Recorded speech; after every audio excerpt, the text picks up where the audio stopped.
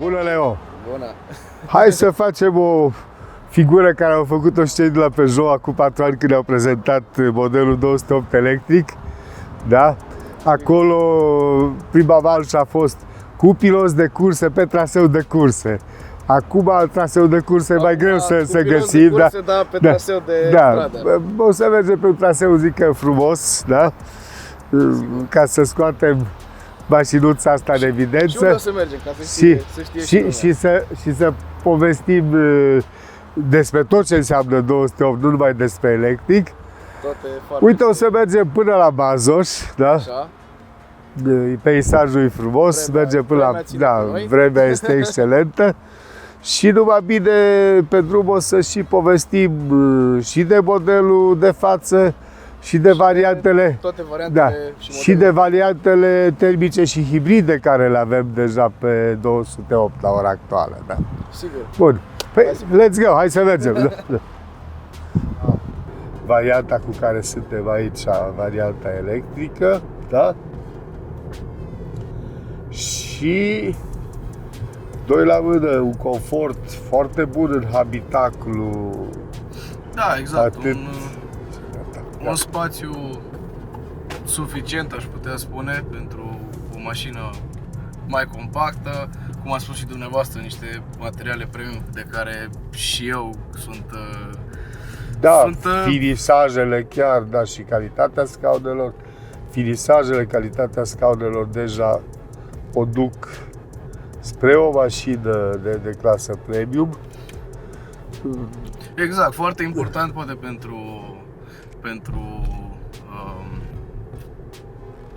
cei care ne vizionează, că acest 208 electric în care ne aflăm este un nivel de echipare GT, nu? Adică un nivel de echipare de top.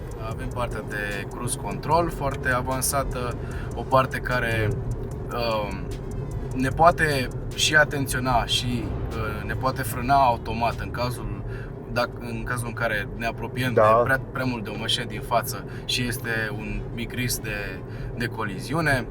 Inclusiv de la 30 la oră să ne și oprească, da? Exact. Avem cel mai important, poate, asistența la parcare, care este destul de utilă, unde avem și senzori, însă și camere foarte, foarte avansate și unde ne ajută să ne parcăm cu ușurință și în locuri mai puțin accesibile. Avem partea, bineînțeles, de antipatinare, ESP, ABS, care deja sunt destul de uzuale.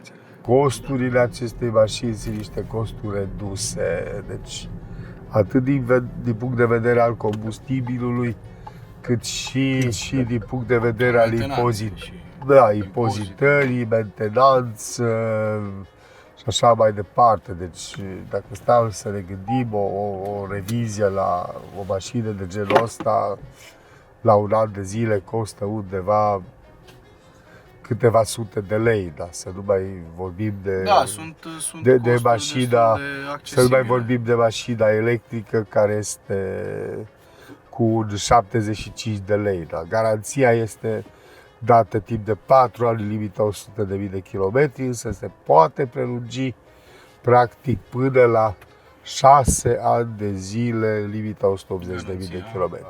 Avem un cuplu instant pe modelele electrice. Chit că nu avem niciun sunet, să zic așa, al motorului. Mașina, chiar acest 208, care este mai mic, îți oferă niște senzații destul de tari din experiența mea. Mă bucur. Da, păi chiar poți să ne spui acum aici, da. Da, am făcut mai multe test drive, să zic, și cu 208-ul și chiar am fost surprins cât de stabil poate să fie și cât de competitiv, să zic, și ca și cuplu, și ca și un consum al bateriei care totuși este destul de mare. Are o capacitate de... Bateria? Da, de 50 de kW, motorul este 136 de cai. Deci în condițiile astea oferim o autonomie de peste 360 de km cu mașinuța asta. Care e destul de mult Iar dacă este să o luăm ca și costuri, o electrică față de termică, din punct de vedere al consumului, ne duce clar la o treime din banii care investim în combustibil fosil. îi investim în combustibil. Da.